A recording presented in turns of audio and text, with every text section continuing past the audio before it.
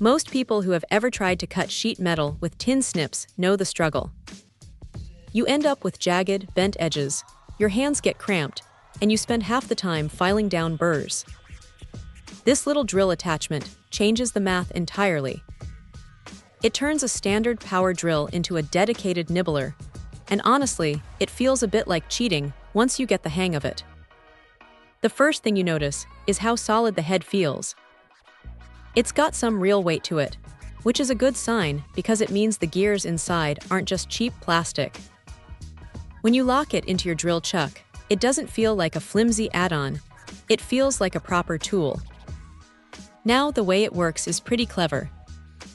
Instead of shearing the metal, it punches out tiny little crescents, which means you aren't left with those sharp, dangerous edges that usually require a grinder to clean up. It leaves a surprisingly smooth finish, even on stuff like aluminum or thinner steel panels. What's really impressive is the maneuverability. If you're trying to cut a tight circle or navigate a weird corner on an HVAC duct, it follows your lead without fighting you. You don't get that annoying deformation where the metal starts to curl up or warp, which is usually the biggest headache with manual cutters.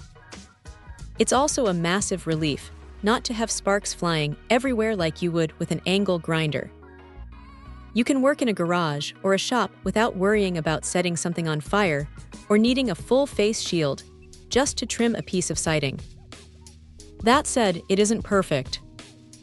You do have to keep a steady hand, and if you try to push it too fast through thicker steel, the drill can definitely feel the strain.